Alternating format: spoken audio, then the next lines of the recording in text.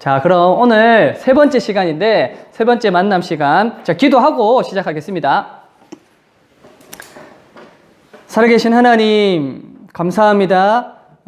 날마다 우리를 사랑하여 주시고, 인도하여 주시고, 하나님 자녀 삼아 주셔서 감사합니다. 한 주간도 저희들의 자리에서 늘 함께하여 주시고, 또 이 시간을 불러주셔서 감사합니다. 하나님 이 시간 통해서 또 하나님, 우리가 하나님과 교제해 나가게 될 때에 우리가 죄를 짓게 되었을 때 하나님 어떻게 하나님께 나아가야 되는지 거기에 대한 또 해결을 받는 시간, 그것에 대한 방법들을 확인하는 시간들을 가지게 될 것입니다. 이 시간을 통해서 우리가 바로 알게 하여 주시고 또 우리의 삶 속에서 하나님과 더 깊이 있게 교제하는 시간 될 수 있도록 은혜를 더하여 주시옵소서. 감사합니다. 예수님의 이름으로 기도드립니다.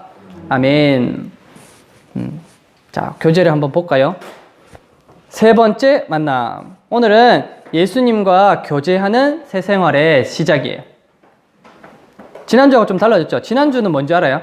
지난주는 예수님과 함께하는 새 생활의 시작이었어요. 바로 오늘은 예수님과 교제하는 새 생활의 시작이었어요. 저는 29년 전에 아니네, 29년까지 아니고요. 19년 전이군요. 19년 전에 이 사실을 알게 되고 굉장히 기뻤어요. 나 죄에 대한 문제들을 예수님 마음에 모시게 되었는데 그럼에도 불구하고 내가 순간순간 죄를 짓게 되더라고요. 하나님 기뻐하지 않는 일들을 하게 될 때에 나는 어떻게 해야 될까라는 그런 생각들이 들었을 때 오늘 바로 이 과를 통해서 좀 해결되는 그런 시간이었어요. 굉장히 기뻤고 지금 이 순간에도 이 순간까지도 오늘 이 배운 일들을 통해서 잘 하나님과의 교제들을 이렇게 해 나가고 있는 것 같아요. 죄를 지으면 어떻게 해야 할까요? 반대로 만일 죄를 지으면 어떻게 될까요? 죄를 지으면 어떻게 될까요? 죄를 짓게 되었을 때 나는 그럼 어떻게 해야 할까요? 좀 궁금하죠? 자, 밑에 모든 그리스도인은 그의 생활에서 죄 고백하는 법을 배워 실천하면서 순간순간 하나님과의 교제를 체험할 수 있습니다. 예수 그리스도와 교제하는 생활은 곧 풍성하고 충만한 생활을 누리는 것입니다. 이게 바로 이 과의 서론인데 이 문장에서 중요한 한 단어를 뽑는다면 그죠? 다 설명하고 싶죠. 자, 그럼 옆에 한번 볼게요. 뭔가 비슷하면서 뭔가 분명히 맞죠? 있는데 어떤 차이가 있는가? 이게 정확하게 설명할 방법들이 이렇게 이해할 수 있는 게 바로 이제 부자관계라는 건데, 옆에 관계 있는데, 제가 읽어볼게요. 한 가정에서 남자아이가 태어나면 그 아기는 그 아버지의 아들입니다. 왜냐하면 그 아기 안에는 아버지의 생명이 있기 때문입니다. 그 아이는 이제 자기 아버지의 성을 가지게 됩니다. 그런데 이 아들이 자라서 아버지를 화나게 하는 일을 행하고 집을 떠나기로 작정했다고 가정해 봅시다. 그는 여전히 그의 아버지의 아들일까요?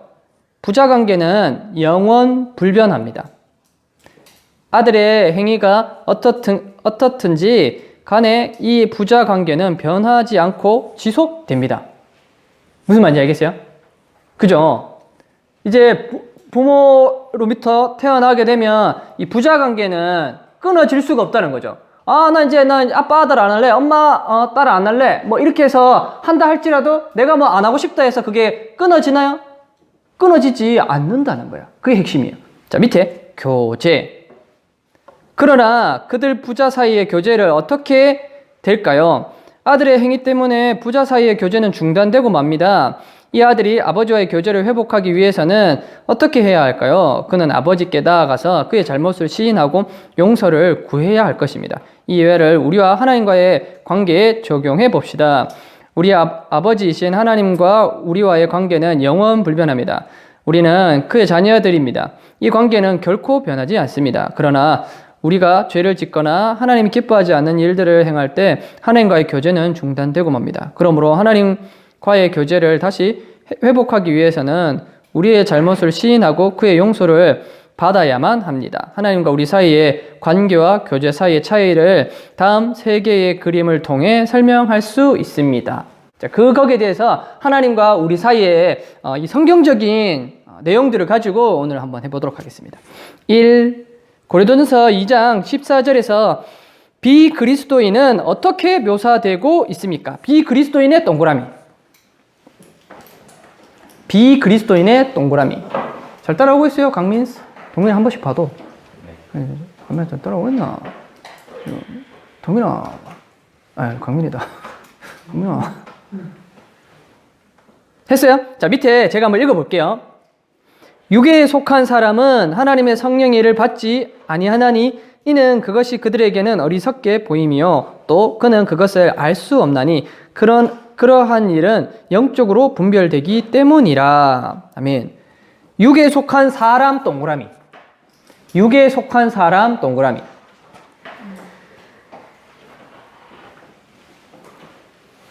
자, 2페이지 하고 있어요.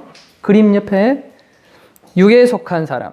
자, 그럼 밑에 한번 읽어볼게요. 제가 육에 속한 사람은 자연인 하나님과의 관계를 맺고 있습니까? 라고 되어 있는데 이 그림 알죠?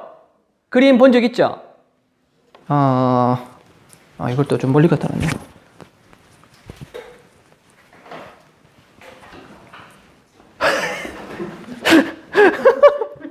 죄송합니다. 이거 참. 이걸 쓸 일이 없을 줄 알았는데 써야 될 일이 생겼네. 첫 번째 하나만 설명할게요.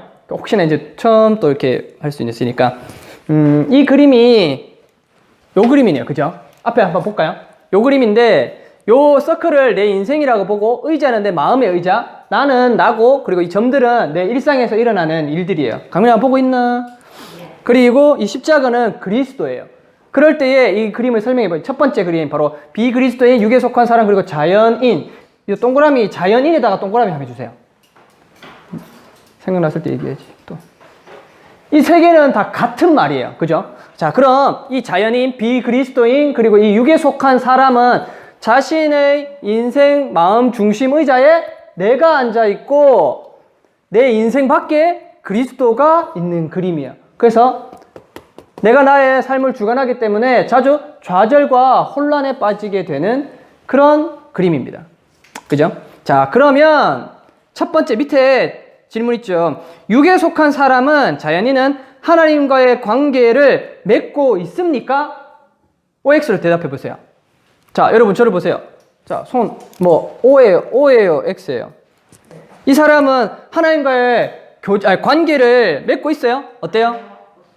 없어요. 자, 그럼 손으로 어떻게 해야 돼요? X. 그쵸, X 해야 돼요. 맞죠? X. 옆에다가 X라고 표시하면 될 것 같아요.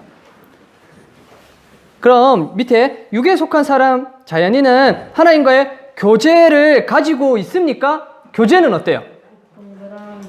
교제는 어때요? 예, 교제는 어때요? 제가 왜 물어보겠어요, 여기서. 교제는 어떻다? 네, X. 왜냐하면 하나님과, 좋은 질문이에요. 하나님과 관계를 맺지 않았잖아요, 이 사람은. 그죠? 니하고 내하고 아예 서로 모르는 사이, 그러니까 관계를 맺지도 않았어요. 그러면 교제가 진행이 될까요? 모르는 사이인데 어떻게 진행이 돼요? 맞죠? 그러니까 교제는 당연히 X가 되는 거예요. 이해했어요? 성민스? 좋아요. 자, 그럼 이제 넘어가 보도록 해보겠습니다. 2번. 고린도전서 2장 15절에서 예수 중심의 사람은 어떻게 묘사되고 있습니까? 예수 중심의 사람 동그라미. 예수 중심의 사람 동그라미. 예수 중심의 사람 동그라미. 밑에 말씀 고린도전서 2장 15절인데 제가 한번 읽어볼게요. 신령한 자는 모든 것을 판단하나 자기는 아무에게도 판단을 받지 아니하느니라. 아멘. 자, 그럼 여기에 어디에 동그라미 해야 될까요? 그렇죠. 신령한 자에다가 동그라미 해야 되겠죠. 자, 그럼 이 옆에 그림, 요것도 마침 있으니까 요 밑에 옆에 그림도 앞에 한번 보세요. 이 그림도 좀 설명해 볼게요. 두 번째 그림은 바로 이거예요. 그렇죠. 내용은 똑같다고 치고, 이렇게 부분 설명은 똑같다 치고 설명해 볼게요. 이 예수 중심의 사람, 이 사람, 신령한 사람, 이 사람, 그리고 마지막 어떤 사람? 성령의 사람. 성령의 사람은 어떤 특징이 있냐? 자, 그림 설명 가요. 보세요. 내 인생의 마음 중심 의자에 누가 앉아있다? 그리스도가 앉아있고 나는 내 마음에서 내려와서 모든 걸 누구에게 맡겼어요? 그리스도께 맡겼어요. 내 인생을 누가 주관하세요? 그리스도가 주관하셔서 하나님의 계획과 일치된 생활을 하게 되는 그런 그림이에요. 바로 이 사람이 성령의 사람, 신령한 자, 그리고 예수 중심의 사람이 되는 거예요. 필요할 수도 있겠다. 자, 그럼 밑에 질문 가볼게요. 성령의 사람 동그라미 해야겠죠? 성령의 사람 동그라미 하시고, 여기도 또 세 가지겠다는 거죠. 성령의 사람은 하나님과의 관계를 맺고 있습니까? 오, 맞아요. 그쵸? 왜냐하면 그의 인생 안에 들어와 계시고, 심지어 마음의 중심의 의자에 앉아 계시죠.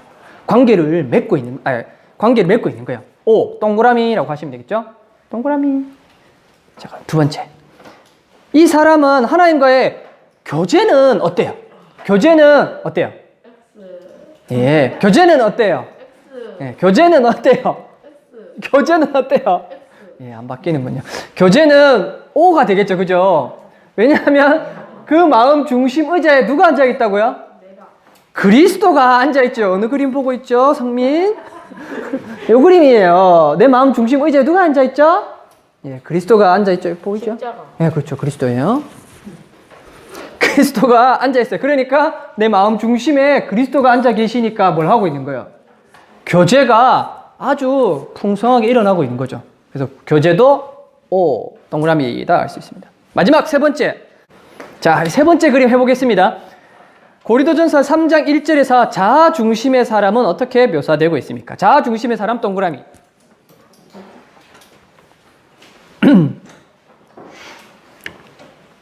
말씀 읽어보겠습니다. 형제들아, 내가 신령한 자들을 대함과 같이 너희에게 말할 수 없어서 육신에 속한 자, 곧 그리스도 안에서 어린 아이들을 대함과 같이 하노라. 아멘. 자, 그럼 여기 이 말씀에는 어디에다 동그라미를 쳐야 될까요? 그동안 했던 패턴들 있잖아요. 어디다 하면 좋을까요? 맞아요. 육신에 속한 자에다가 동그라미 하는 거예요. 다 너무 잘하고 있네요.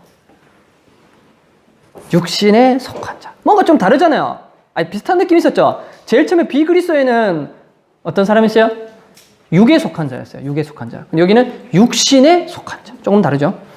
자, 마지막 밑에 한번 읽어보겠습니다. 이 사람은 세상적인 그리스도인이라고 한대요. 세상적인 그리스도인은 하나님과의 관계를 맺고 있습니까? 라고 할 때 세상적인 그리스도인의 동그라미 했어요? 그러면 여러분 앞에는 없기 때문에 제가 이 그림을 보고 설명할 때 여러분 이렇게 수정한 그 그림을 보면서 한번 제 말들을 보면서 한번 눈으로 보세요. 내 인생의 중심 의자에 누가 앉아 있어요? 이 그림은? 그쵸. 내가 앉아 있는 거죠. 그죠? 그런데 내 인생 중심의 의자에는 내가 앉아 있고, 내 마음 중심에서 내려온 자는 누구예요? 그쵸. 예수님께서 내려가 계세요. 그죠? 그러면 내 인생에 예수님은 들어오신 거예요? 안 들어오신 거예요? 맞아요. 들어왔어요. 그런데 단지 내 인생의 마음 중심의 의자에는 앉아 계시지 않을 뿐이에요. 그죠? 그렇기 때문에 내가 또한 나를 주관하기 때문에 이 점들이 어때요? 막 크고 작고 하죠? 자주 좌절과 혼란에 빠지게 되는 그런 그림이 되는 거예요. 자, 그럼 이 사람은 이 자아 중심의 사람, 육신에 속한 자, 그리고 세상적인 그리스도인은 하나님과의 관계는 맺고 있을까요? 맺고 있지 않을까요? 맺고 있을까요? 안 있을까요? 하나님과의 관계는 맺고 있을까요? 안 맺고 있을까요? 이 정도면 알아들을 법한. 좀 전에도 대답 잘했는데 하나님과의 관계는 맺고 있을까요? 안 맺고 있을까요? 네, 맺고 있어요. 그죠? 인생에 그리스도가 들어와 있어요? 안 들어와 있어요? 들어와 있죠. 그럼 관계는 맺고 있다? 안 맺고 있다? 맺고 있다. 그래서 동그라미 하면 될 것 같고, 밑에 하나님과의 교제는 어때요? 하나님과의 교제는 어때요? 그렇죠. 마지막은 해내네, 성민이가. 여러분, 성민이 해냈습니다. 교제는 어때요? X가 되는 거예요. 하나님과의 관계는 있지만 이 세상적인 그리스도인은 교제는 없는 거예요. 그죠? 왜요? 내가 내 마음의 중심의 의자에 앉아 있기 때문이에요. X 했습니다. 자, 밑에 한번 읽어보겠습니다. 육에 속한 사람, 비그리스도인, 그리고 자연인은 그의 생활 속에서 예수님을 모시고 있지 않지만 성령의 사람과 세상적인 그리스도인의 생활 속에는 모두 예수 그리스도가 계십니다. 그들은 그리스도인들입니다. 많은 그리스도인들이 세상에 선한 영향력을 끼치지 못하는 것은 뭐 때문이라고요? 예수님의 가르침이 잘못되어서도 아니며 성경의 교훈이 부족해서도 아닙니다. 그럼 뭐 때문이야? 다만 이거 오타. 그리스도인들이 예수님과의 교훈과 성경의 가르침을 제대로 따르지 않고 세상에서 그리스도인으로서 빛과 소금의 직분을 잘 감당하지 못하기 때문입니다. 무슨 말인지 알겠죠? 이는 바로 인생의 왕자에 나 자신이 앉아서 모든 일을 나 자신이 주관하므로 자주 죄에 빠지는 생활을 하게 되는 세상적인 그리스도인의 모습입니다. 그렇죠? 이 세상적인 그리스도인에게도 새로운 길이 있습니다. 길이 있대요. 세 번째 그림의 세상적인 그리스도인은 하나님과의 관계는 맺고 있지만 교제는 끊어진 상태입니다. 그는 자신의 죄를 고백함으로 하나님과의 교제를 회복할 수 있습니다. 무슨 말 알겠죠? 이 세상적인 그리스도인은 바로 죄 고백을 통해서 하나님과 교제를 회복할 수 있다는 거예요. 자, 그럼 죄 고백에는 돼 있는데 그 고백에다가 앞에다가 죄자를 붙였으면 좋겠어요. 죄자로 한번 적어보세요. 죄 고백에는 죄 고백에다가 고백인데 거기다가 죄자를 적어서 죄 고백이라고 하시고 죄 고백 동그라미. 죄 고백 동그라미. 됐슈? 죄 고백 동그라미 하시고 자 밑줄 끌게요. 동의, 죄 고백에는 동의, 감사, 회개 밑줄 쫙. 이 세 가지가 포함된다라고 이야기하고 있습니다. 죄 고백에는 동의, 감사, 회개라는 세 가지 요소가 있다라는 거예요. 우리가 죄 고백할 때 먼저 죄를 지적해 주시는 죄를 지적해에다가 밑줄 쫙 주시는 하나님께 우리의 죄는 잘못된 것이며 하나님께서 이를 슬퍼하신다는 사실에 동의하는 것입니다. 동의 동그라미. 그리고 예수 그리스도를 십자가에서 죽게 하심으로 하나님께서 이미 나의 죄를 용서하셨음을 감사드립니다. 그래서 죄를 용서에다가 죄 용서 밑에 밑줄 쫙. 나도 안 했네. 그리고 감사의 동그라미. 잘 따라오고 있어요? 밑에 내려와서 고백에는 되어 있는데 그 고백에는 앞에 죄자를 붙여주세요. 죄자 한번 적어보세요. 죄자. 됐어요? 그래서 죄 고백에는 마지막 또한 회개가 포함됩니다. 회개란 할 때 회개의 동그라미. 잘 따라오고 있죠? 회개란 빨간 것이 회개란 자 밑줄 끌게요. 우리의 태도를 바꾸는 것인데 그 결과로 행동이 변하게 되는 것까지 끄면 돼요. 입니다. 그리스도인은 죄를 지었거나 자신이 다시 마음의 중심을 차지하게 되었을 때 즉시 자기 죄를 고백하면 하나님께서 곧 교제를 회복해 주신다는 사실을 이해하는 것이 중요합니다. 저를 보세요. 보세요. 다 했죠? 동그라미 할 거 다 했고 밑줄 다 껐죠? 보세요. 죄 고백이죠? 죄 고백, 글로벌한 우리 문단교회 중고등부로 나아가기 위해서 또 이제 필요한 것 같아요. 죄 고백이죠. 죄 고백 세 글자죠. 죄 고백에는 그러니까 세 글자니까 뭐가 들어간다? 동의, 감사, 회개. 세 가지 요소가 들어간다는 거예요. 그럼 동의는 뭐예요? 아까 얘기 드렸다시피 하나님께서 나의 죄를 지적해 주실 때 내가 그 죄에 대해서 동의하는 거예요.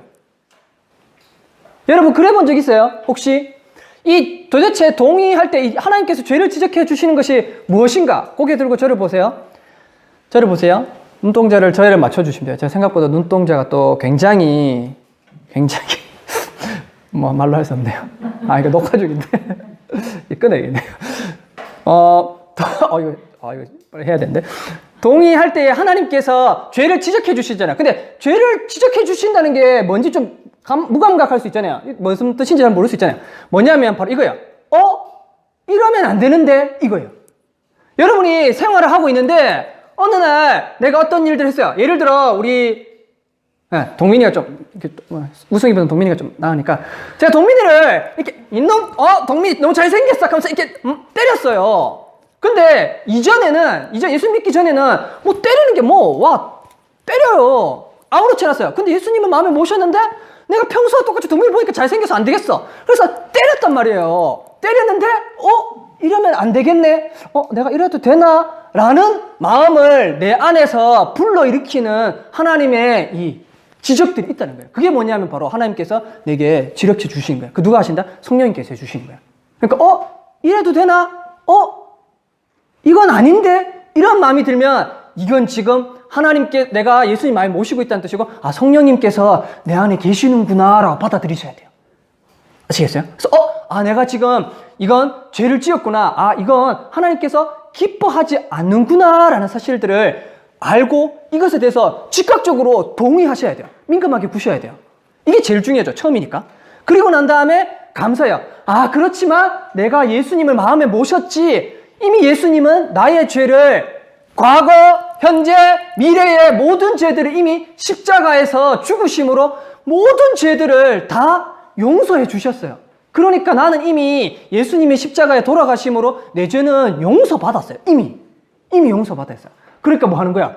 감사할 수 있는 거예요. 감사하는 거예요. 그리고 마지막 세 번째, 이렇게 됐으면 어떻게 해야 돼요, 이제?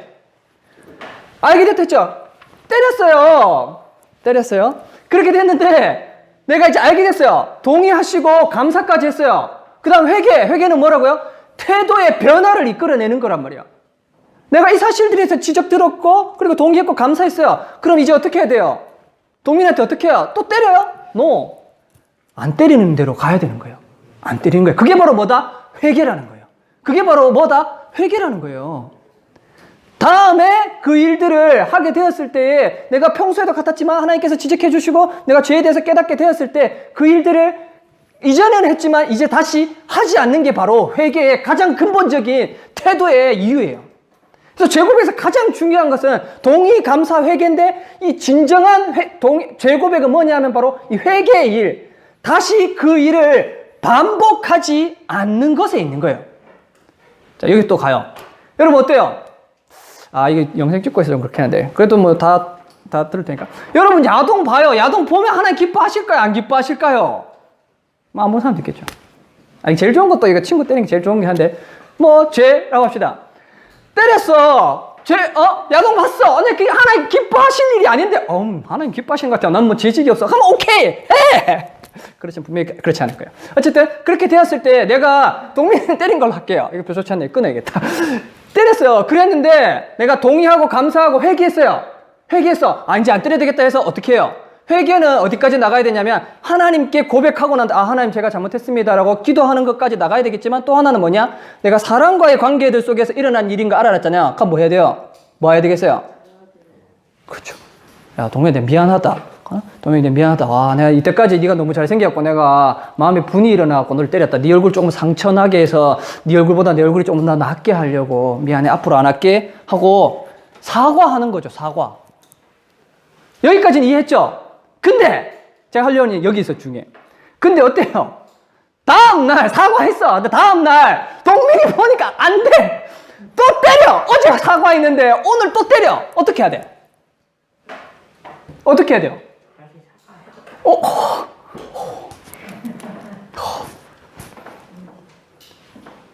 근데 무슨 말인지 알겠어요? 제가 지금 비유만 동민이를 예를 들어서 얘기했어요. 핵심은 뭐예요? 내가 죄를 짓는 일들을 반복할 수 있다는 거예요. 이런 일, 저런 일, 혹은 동일한 일들로 죄를 반복해서 지을 수 있단 말이에요. 그런데 내가 그 일을 회개하고 다시 사람의 일들이면 회개해서 사과까지 했단 말이에요. 그런데 다시 그 일을 반복해서 죄를 짓게 되었을 때 여러분 어떻게 해야 될까요? 그런 일들이 비일비재하게 일어나잖아요. 저도 일어나요. 미치겠어요.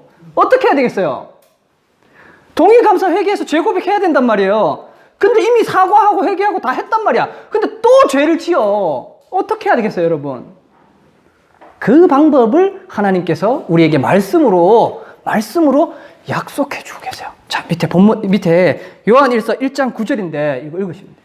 자, 우리 너무 중요하니까 우리 같이 마스크의 통제를 받아서 조용하게 한번 코로 크게 한번 읽어봅시다. 시작. 만일 우리가 우리 죄를 자백하면 그는 미쁘시고 의로우사 우리 죄를 사하시며 우리를 모든 불의에서 깨끗하게 하실 것이요. 아멘.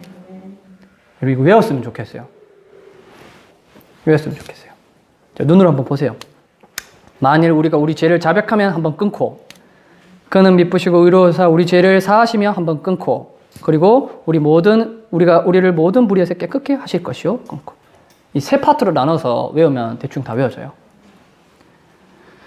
하나님께서는 지금 만일 우리가 우리 죄를 자백하면이라고 얘기했어요. 이 자백이 뭐예요? 죄 고백이죠. 스스로 자자에다가 흰 백자란 말이야. 그러니까 내가 명백하게 드러내는 것을 얘기하는 거예요. 내가 내 스스로 명백하게 드러내는 것, 하얗게 드러내는 것, 분명하게 드러낸다라는 뜻이 되는 거예요. 자백이란 말은 뭐 고백이란 말로도 바꿔 이야기할 수 있는 거죠. 그러니까 하나님께서 이 성경 말씀에 내가 만약 죄를 지었을 때 죄 고백만 하게 하면은 하나님께서는 미쁘시고, 그러니까 하나님은 신뢰할 만한 분이시기 때문에, 의로우시기 때문에 나의 죄를 사하여 주신대요. 사하여 주신다는 게 뭐예요? 죄를 용서해 주신다는 뜻이잖아요. 그죠? 그런데 우리가 모든 불의에서 우리를 또한 깨끗하게 해 주실 것이라고 이야기했어요. 전제는 뭐예요? 자백하면. 죄 고백하면 하나님께서 나의 죄를 용서해 주시겠다는 거예요. 자, 돌아가서. 여러분 어때요? 반복적으로 제가 동민이 미안하다. 다음날 일어났는데 또 안 되겠다. 또 때려. 그래도 또 마음에 드는 거야. 또 뭐 해야 돼요? 이 말씀에 의지해서 반복적인 죄를 지을지라도 지으면 안 되는데 가장 좋은 조건은 안 짓는 거야. 무슨 말인지 알죠? 안 지어야 돼요. 근데 사람인지라 그럴 수 있잖아요. 그럴 수 있단 말이야. 그런데도 어떻게 해야 돼? 그냥 낭망하고 막 이렇게 하나님 나를 보시지 않을 거야 하고 이제 하나님과 이제 빠이빠이 하는 게 아니라 뭐 하는 거야? 이 말씀에 의지해서 지을 때마다 혹은 반복되는 죄일지라도 그때마다 죄를 고백하면 하나님께서 우리의 죄를 용서해 주시는 거예요. 전제는 무조건 죄 고백하셔야 돼요. 근데 하나님 내가 봤을 때 야동 한 10,000번 봤어. 10,000번 동안 어제까지 10,000번 내가 하나님 앞에 죄 고백하고 눈물로 순간순간 그때도 회개했어. 근데 더 이상 이제는 안 될 거야 라고 하면 안 된다는 거예요. 또 가고 또 가고 또 가고 또 가고 또 가고 또 가고. 하나님은 뭐 하시는 거예요? 하나님은 죄 고백이 뭐예요? 하나님과 우리와의 관계를 회복하는 거예요. 여기에 키워드가 있는 거예요. 여기에 키워드가 있어요. 놀랍지 않아요? 회복이에요, 회복. 싸웠단 말이에요. 근데 사과하지 않으면 회복이 안 되잖아요. 근데 이 사과가 뭐냐면 바로 회복, 죄 고백이라는 거예요. 죄 고백해서 미안하다 하면 누가 용서를 안 해줘요. 근데 우리 하나님은 1000번, 100번이든 다 100번, 1000번이든 하나님께서 무조건 죄 고백, 사과의 말을 이야기해서 손을 내밀면 하나님께서 손을 잡아주신다는 거예요. 하나님 정말 놀랍지 않으세요? 전 너무 은혜가 돼요. 너무 은혜가 돼요. 십자가에서 예수님을 돌아가신 것만 해도 놀라운 은혜인데 그럼에도 불구하고 우리가 우리의 삶 속에 죄를 짓는다는 사실들을 알고 야 고백해라.